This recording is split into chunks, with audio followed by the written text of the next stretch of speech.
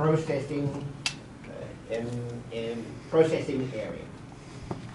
Now the next part of here comes to the hippocampus, and this regulates body function. So this is where water control, temperature control, let's see, appetite is regulated there. It's a very, very powerful and key component of the limbic system. The third part is down here, and this is called the hippocampus because it looks kind of shaped like a seahorse.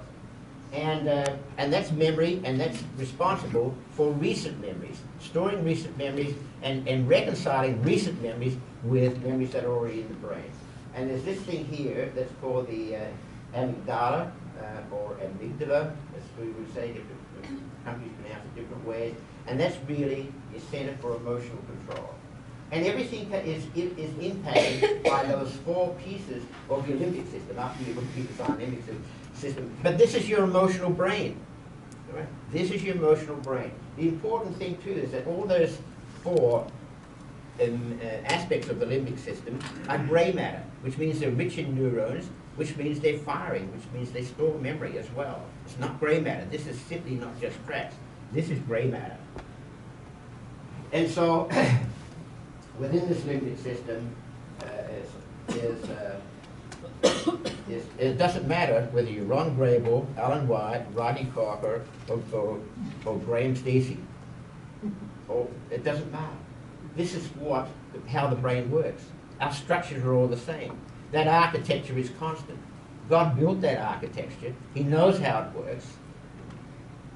And whatever messages come from God, the Holy Spirit, when we pray, or an agency of God, guardian angel, whatever, whoever might we interface with or believe we're interfacing with, is all regulated by this automatic system that's in the brain. We don't have voluntary control over all this. We have some voluntary control over the cortex of what we recall, but this is all processing stuff.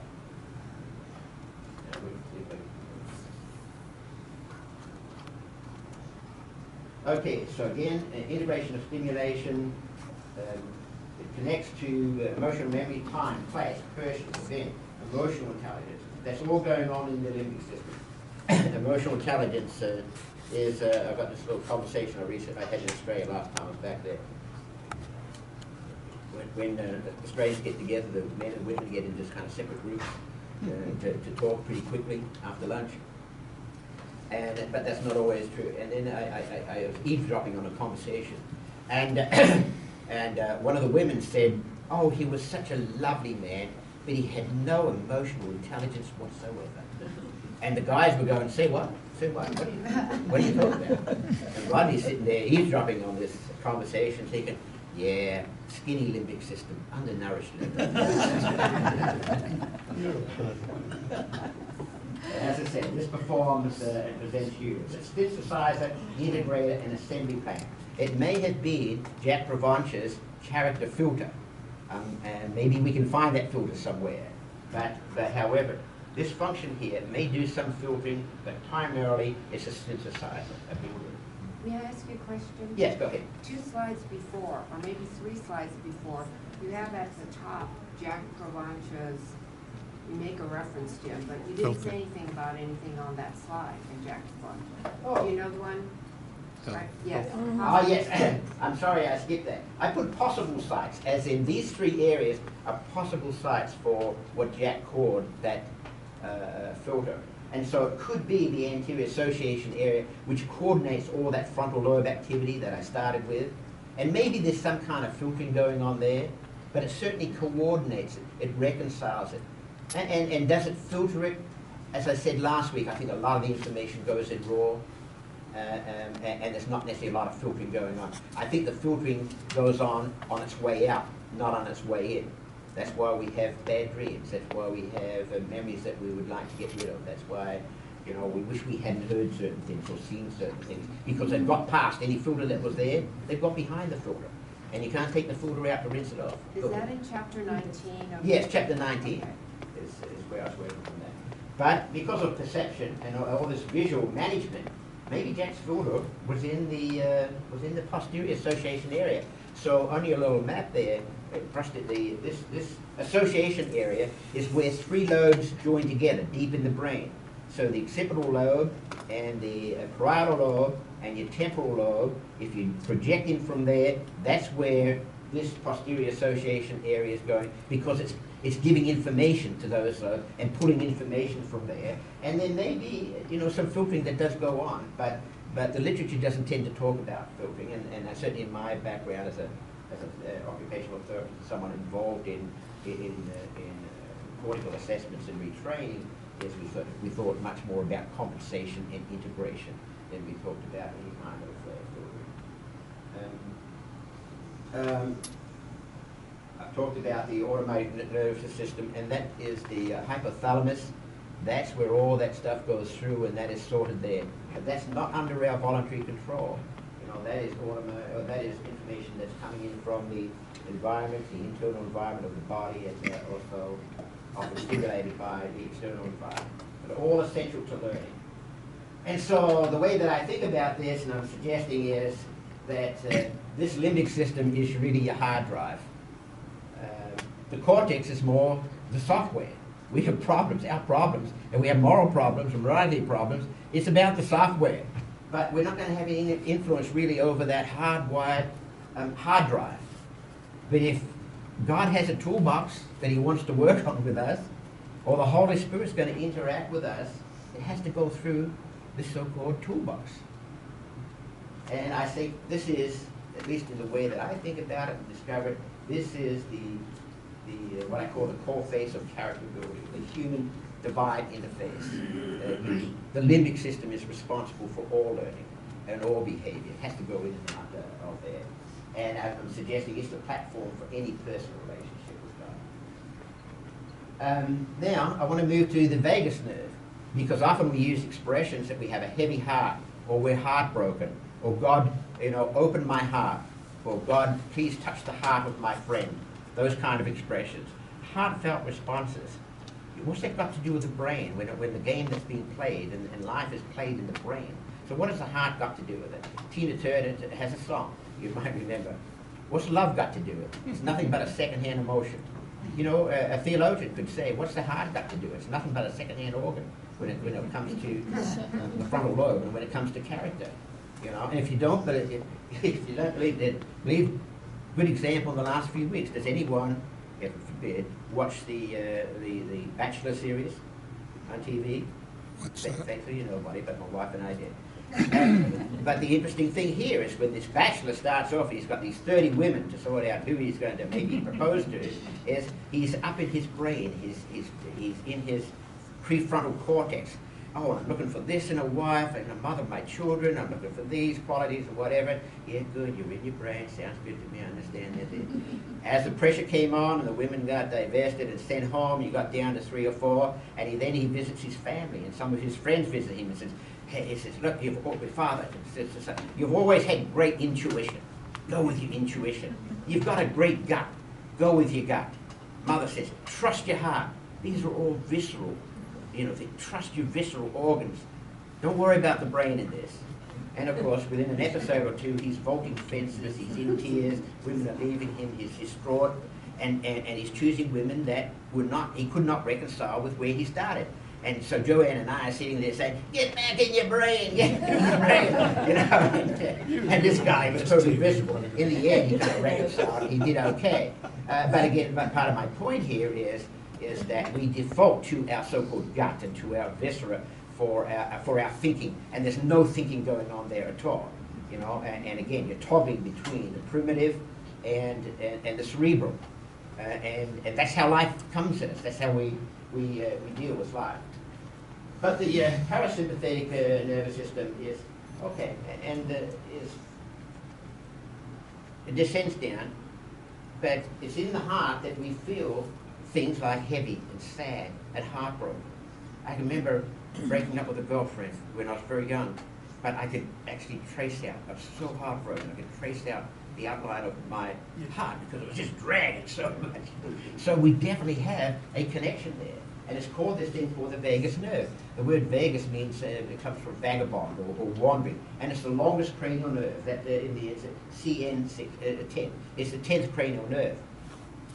And it comes all the way down, and it innervates, provides sensation and motor functions, so it's a mixed nerve to the larynx and the pharynx, your voice box, your gag reflex, and then descends down to your heart, and it slows your heart rate down. And it gets to the lungs, and it slows, it constricts the bronchioles, so your breathing becomes more shallow. And then it moves down into the colon. It ends in the colon, and that's where through internal pressure, fight, flight, autonomic nervous system, cognitive dysfunction, cognitive dissonance in the brain, it gives you an irritable bowel, or in extreme cases, you can be voiding of both the bowel and the bladder. And this is your vagus nerve. And it takes sensations back up into the brain. And so, yes, gag reflexes, gut feelings. But before I go on to that, I'm just going to go back and Daniel, make one statement. Daniel, you can ask a question, Dan. I Go just ahead, might you go ahead. expand on what you're saying right here, is to say that, and I'm sure you're aware of this, is that an alternate system to this limbic system, besides one affecting the vagus nerve, is that fibers from the limbic system also go to some other organs called the circumventricular organs, which in fact affect the endocrine system. And so, Yes. So you can get this nervous system response, or you can get hormones that are injected into the bloodstream, and you also get these responses. And so God has created two systems, theoretically, that do these things. Yes, thank you very much, Daniel. And it's right, it's this dual track system. And just to amplify that a little further here, this system here in particular is involved, the hypothalamus, with the release of hormones. And you've got a pituitary gland in here, and it works in conjunction with that, and the paranervic system has a neurotransmitter, it's called acetylcholine. And the endocrine system is stimulated and controlled by this part of the brain. I want to point out something just for, it's a debate that I don't think will ever be solved. It's not that important to me, so I'm presenting it as an academic interest only here. But this debate, whether Mrs. White had parietal lobe, epilepsy, some form of it, or whether she's inspired by God, that debate really is about what was going on here. The only point that I would make is that the parietal lobe, and Ron, I think you mentioned she had a tremor for several years. The basal ganglia provides inhibitors to motor tremor. Hypervisualization, hypermemory can be the function of scar tissue or divine intervention. Whatever it was going on, whether it's divine intervention or whether it was parietal lobe epilepsy, it can all be explained in this tiny little area. Now, if you go down the vagus nerve and see what the vagus nerve does, the voice box being mute, the chest being tight, shallow breathing, the autonomic nervous system in a petite mal epilepsy, it increases the resting tone of the muscles, so resting tone is increased, heart rate is decreased, and so that symptomatology that is written and recorded about Alan White is totally compatible with the function of the vagus nerve and the limbic system. Now, whether there's a scar tissue there or not, we will never know. So it's not important to me, personally, but it's why the debate or the discussion will never, I don't think will ever end.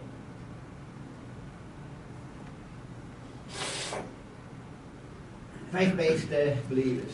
Okay, I'm going to try and stick to the end pretty quickly here because some of these questions are embedded in the discussion document here.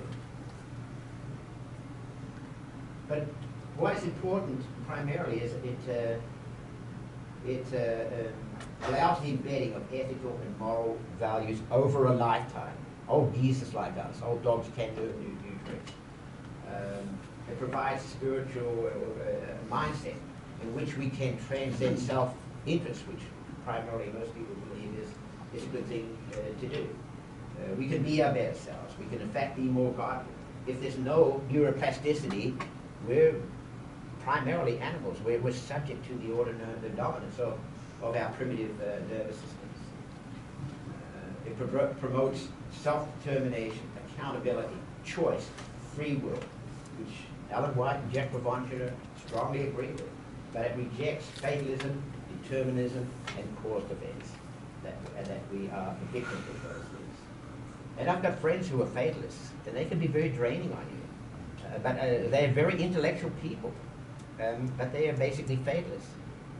And I think, as I say in my document, we have to be careful of some of the expressions we use. For example, God has a plan for me. Now, is that a sense of providence? Is it close to determinism?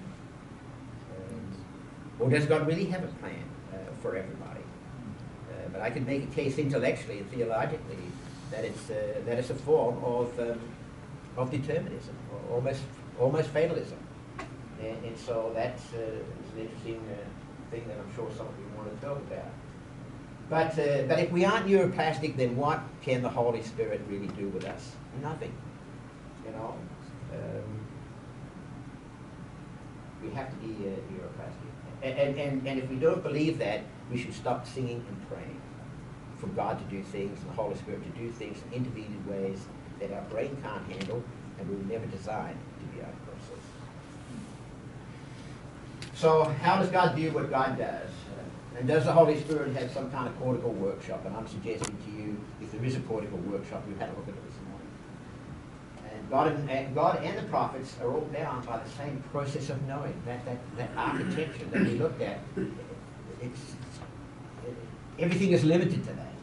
And that's why it's interesting to learn. We should, as Christians and people and moralists and ethicists, we should learn about it. Neuroplasticity is consistent with the concept of progressive truth and progressive clarity. Neuroarchitecture, as I started off, is consistent with the whole concept of righteousness by faith. We can't get there ourselves because we've got systems working with us every minute or maybe every second that are not inside our control. It would be preposterous to think that somehow we can overlay our primitive reflexive behaviors and our autonomic nervous system with voluntary control. Selfishness is the antithesis of neuroplasticity because it's primal, it's instinctive, it's primordial.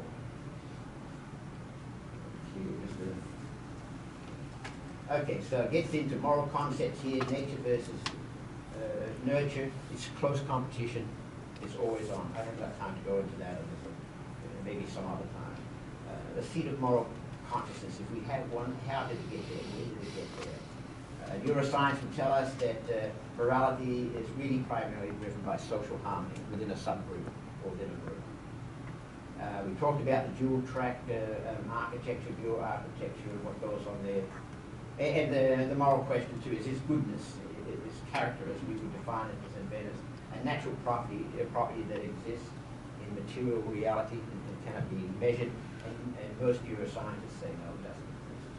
And they can't find it, and nor can it be measured, so they can't really progress in research on it. So a couple of, last page here is, does Protestant FDA theology hold us accountable for behaviors caused primarily by our hardwired autonomic nervous system? Are we hybrids? What's in our DNA? Another long discussion. Is there a God gene? I put that there because one of the most fun things you can do at a dinner party is ask people, do they have the God gene? Do they think they have the God gene? You'd be surprised at some of the responses. And that is that kind of longing, that affinity to know God, to acknowledge that there is a God, to worship God.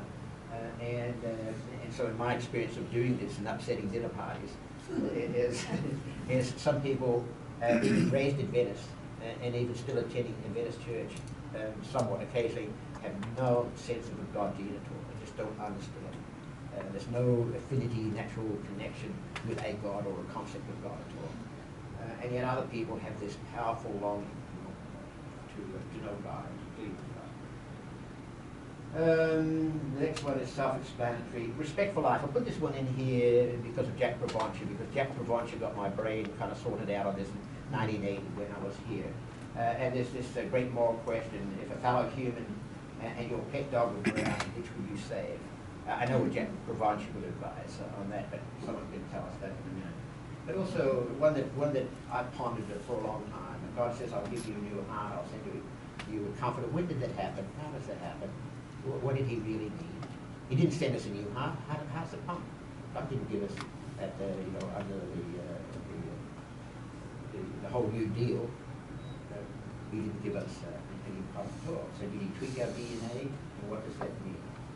And then I mentioned a couple of these last week in terms of the morality and also the whole thing of groupthink, which is very topical at the moment. The divisiveness that's going on in America, that's a product of groupthink, and what is the morality there versus individual things. I think I've just got a couple more, but I'm not going to go over those because we need to. Oh, I saw the end. Some emotions that affect or comprise our personality. I don't know where they came from, how much of those might be DNA based, how much of those may in fact be learned behaviors. But I'm going to finish by reading this because it's kind of where my brain is right now. The neural platform for moral behaviors and constant practice and display of caring values, choosing caring values that are housed in the prefrontal cortex, empathy, compassion, hospitality, transit, justice, happiness, and you can add to that list. But that's where we need to dwell in our brains if we're going to have character at all. Thank you for that.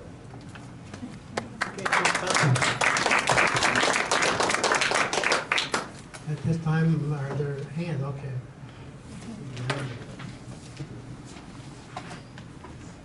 You all get to answer questions because I come with the spirit of students, not of teachers. I do like to do. Rodney, great stuff, and so many topics. I mean, you've ruined so many good dinner parties in your life, I'm sure, with your probing and questions. And there's so many places you can go. Just one for me. If your assumptions are correct and the architecture is the same for us all, then, as best I know, there's no Christian brain. Researchers have not found a Christian brain today, So or a moral brain. I wouldn't think so. There might be some development in moral areas, but so the Jewish believer or the Muslim or the non-believer, the same architecture is going to work. So that's one thing to think about as to what we should focus on. Do we focus on the source of the information that creates this behaviour and whatever, or just do we concentrate on the output, the good character and the good behaviour, etc.? I guess the other little thing I'd just like to add is that I know we love to talk about the Holy Spirit guiding us to do this and to do that, and helping us find our car keys at times and all of that sort of stuff. I understand that, but there's a good side and a bad side to that. The good side is that there's a sense of security, otherness, connection with the divine. The bad side is that we're very open to self-deception, and our emotions kick in and drive us in different ways. So we can ascribe to the Holy Spirit that which is just chemistry, and that's where we need to be in community. I think we need to be in touch with other people. We need to bounce our ideas and our reactions off others to help modify or smooth over some of those things where we can feel that the Holy Spirit is leading, and it may be. Yes. But it just may not be too. Yes.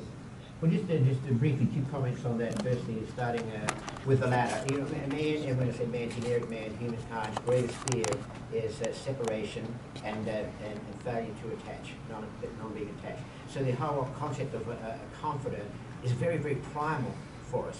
It's a very basic need, maybe human's most basic need. And if God sent us a comforter or a way to be comforted, an architecture and a brain to be comforted, He knew that. He knew that. It's in our design. And the other part, the first part of what you said is also I think is very important. We have these 5 primary senses, and we have a lot of secondary senses. proprioception, joint pressures, there's lots of secondary things that are going on as well. But the way that we know God is, and he has to come through those senses. And the most direct way is through the primary senses of sight and touch, you know, and smell and hearing. You see, that's the direct access route. Now we have some people, and not just Jewish people, but others that feel that God is in the air, and God is in the breath of life includes God is in there, and by some means, godliness can be transferred from the air that we breathe, you know, into our mind and make us more godly. But if you think about how that would work in the architecture that I've just put out in front of you, and I know, and I've told you before, how the Hebrew people, when they pray, they lean forward and they do this cupping movement to get more air into their nose, and that's to get more God, you know, into their body. But if you think about the architecture here, you're getting so-called God into your lungs, and then into your blood, and then it has to be transferred to your heart, and then it has to get past the blood-brain barrier, or it has to go through the autonomic nervous system, probably the sympathetic nervous system, and get up into your brain and go past the nuclei, and then somehow find its way into the brain. It just seems really inefficient to me, really inefficient. I appreciate your model and how this clears up things for us. It takes me back to when I was in Sabbath school in the early days when I was first here at Loma Linda. And one very conscientious Sabbath school teacher said, have you ever had a dream and then when you woke up you realize you've done something that you wouldn't have done if you're in your full conscious mind? He says, if you have, to that extent, you're not safe to save. And so that put me in a dilemma. And I was thinking your model probably clears that because you said something about the filter doesn't start till it's on its way out. So it wouldn't be till you act on it. I was wondering if you could talk about that. Do you want me to find a priest? I'm not sure how to comment on that other than I appreciate the statement, but does somebody else like to comment on that? Yeah. All right. Oh, okay. Right here, Okay. People with schizophrenia and autism, some with autism or ADD, I'm thinking is it their prefrontal lobe and let me read that and the basal ganglia who are most involved, because these also they keep them from behaving according to societal norm. They react, they do certain things and things like that. And I think I read someplace in the Bible that insinuated that people like that will not go to heaven. How do you rectify this? I'll say two things, and I don't want to play God here this morning. Schizophrenia is a very complex disorder, multi-layered disorder that affects or is affected by, I think, most centers of the brain. And if it was simple, it would have been cured by now. If it was simpler, it would have been better managed by now. But it is a life wrecker. And it has so many different elements from each of the brain. So I can't pick that apart or unbundle schizophrenia for you today. Your second point was, remind me. Because they're not able to. Or would they be in heaven or not? Yeah, they move and what have you. Gosh. And they don't behave per societal norm because they cannot, because they hear things, they feel things, and even children. I'm even sorry that you have to ask that question. Frankly, from my point of view, and just a personal point of view, but I would go back to kind of some very fundamental things on this here. When God was pretty much done with the Israelites, as it were, in that first covenant, and he sent down a series of something like, I think it was 12 prophets, and if you look at what they ranted about, that God was unhappy about, they didn't come as a committee, they didn't have a consensus model. These prophets came in, wanted to do, you should be doing more of this, more of this, more of this. In the end, he gave up. He said, we'll go to another covenant.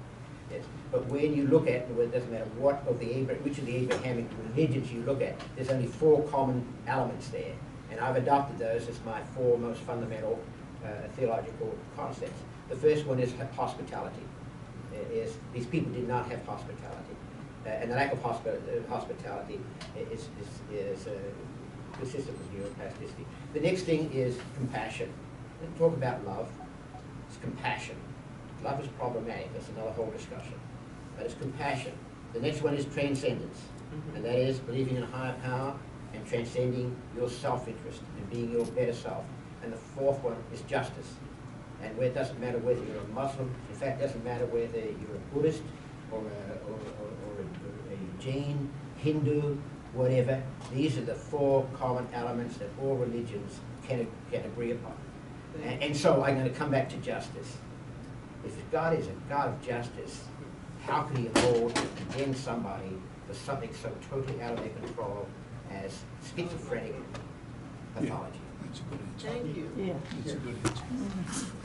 You mentioned the word perfectionism. And Coming from you, well, I should expect no other question, but you're welcome. And purity. and we humans love it on everything except religion. We want perfect cars, perfect computers, perfect rooms, everything. But in religion, we... Stop you right now, but not me, but go ahead. Okay. But not me. Well, that's the word on perfectionism. I noticed that we have an influence, even without touching or getting close. You know, one time a friend of mine told me that he was trying to touch a plant, and before he touched the plant, kind of move away from him. The plan? Yes, Plant. Plan. As in P-L-A-N? T. T. Oh, plant. Plant. Oh, okay, plant, yes, okay. So I have the idea, because Sister White mentioned that there is electricity, electric power.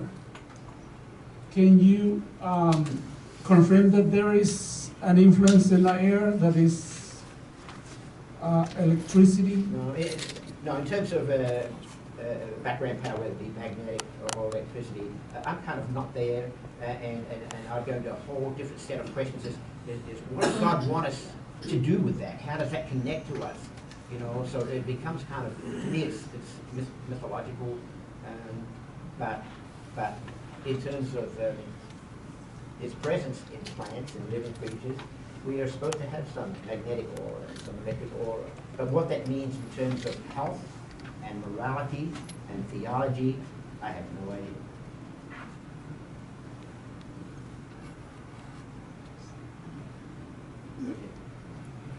And maybe that future science will look at those things. But to me, again, you're getting off into the weeds of a relationship and interface between God and man. You're in the weeds kind of with those things. If they were really critical things, God would have set them up front and center. I need to talk loud. Okay. Okay, next. I was going to make two comments, and I'm sure that if you had more time, you'd probably deal with one of them. And that is much of what you've said about how we're influenced can also partially be explained by a new field called epigenetics, in which a lot of environmental things, where we live, etc., are in some way transmitted. And so I think that accounts for a lot of the variations that maybe occur among us. The other thing that I thought when he talked about the God gene, I'm reminded of something that goes back very far. I mean, the first time I read about it was something that St. John of the Cross talked about, the deep ravines that are within us that God created for himself, or else God couldn't be with us. I mean, and God's gigantic, you know, and he had to create gigantic places for him to be in places within it, probably our brains, and for him to dwell. And so, you know, that has actually been a great comfort to me when I think of certain feelings I have that can't be fulfilled. I mean, for example, I think if people were really honest with themselves, they would say that they're lonely to a greater or lesser extent. And I think that's a universal feeling, no matter how happy a person is married, no no matter how fulfilled they feel professionally, there's always this loneliness that's there. And I've thought, following what St. John de Croix said, it's because certain vacuums in our being can only be fulfilled by God. And I think until we're in the presence of God, we will never have those areas fulfilled.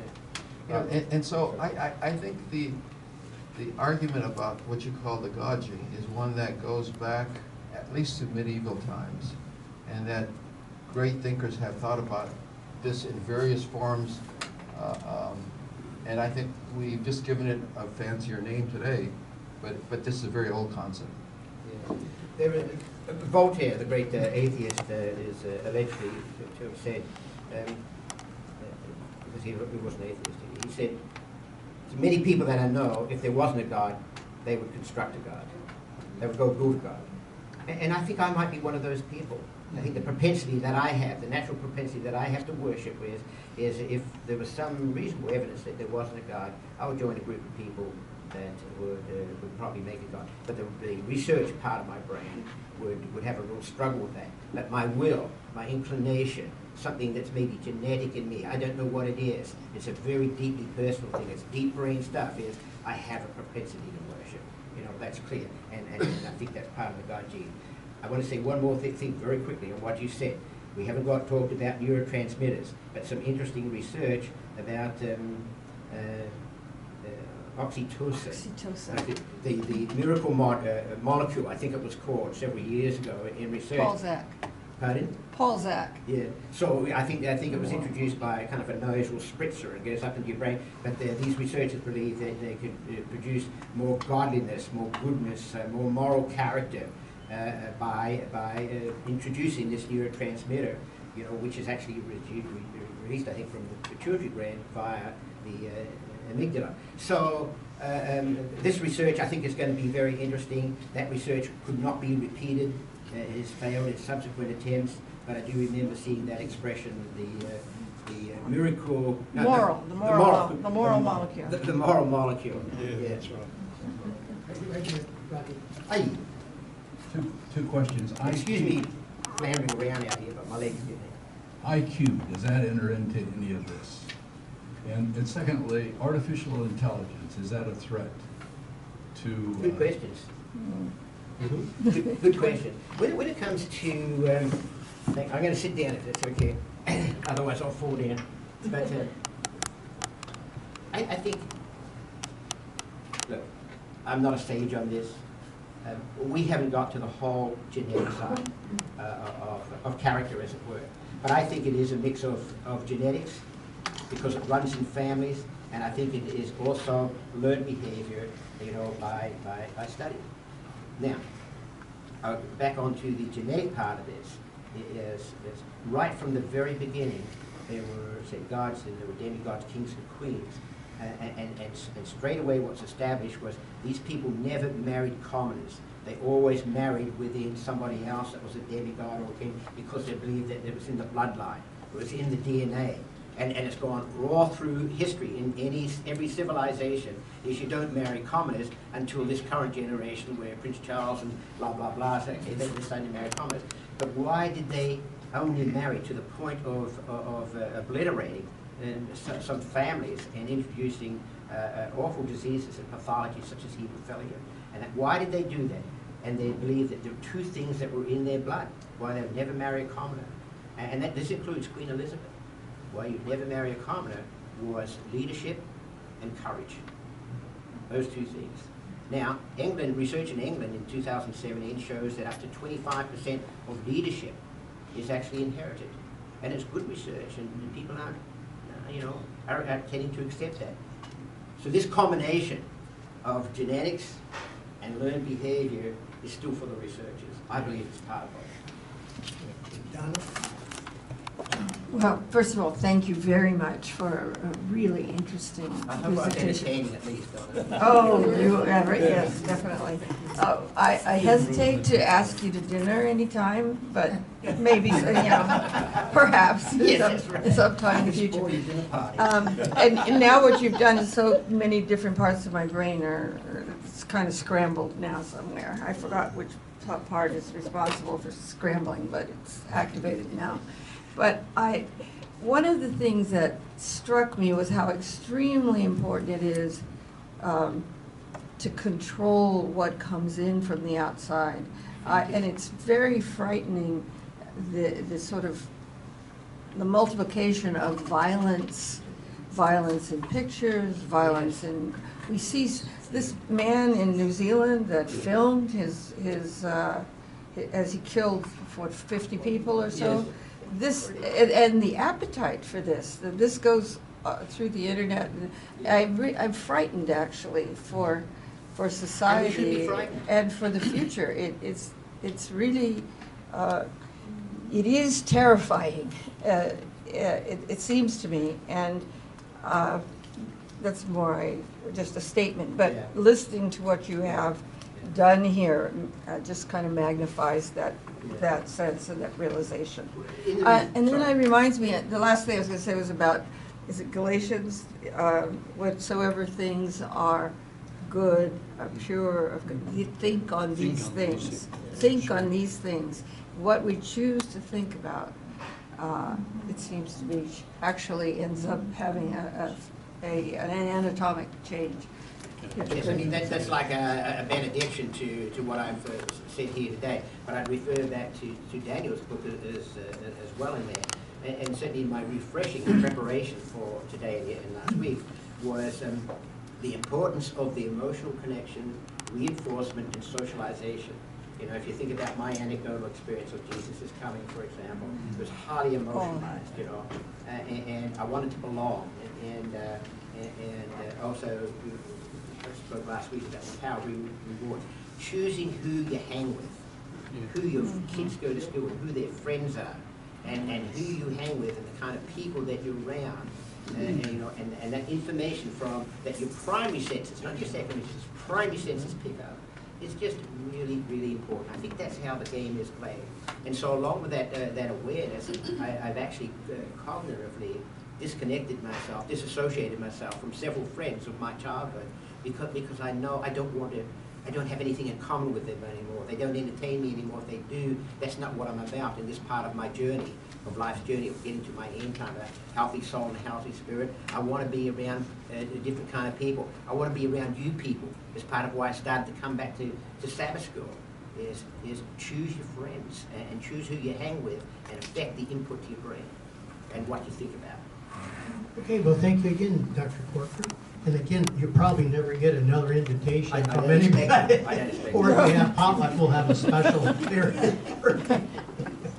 I was told when I was in high school that there's 3 things you do not discuss at a party. One is politics, the other is religion, the other is death. So, so we have to be very careful. But thank you again, and I know we're going to have you back. I'm not sure exactly when. But thank you again for your presentation. Thank you. Absolutely. It's been fun. Thank you. At this time, we'll have our benediction. The Lord bless you and keep you. The Lord make his face to shine upon you and be gracious to you. The Lord lift up his countenance upon you and give you peace. Amen.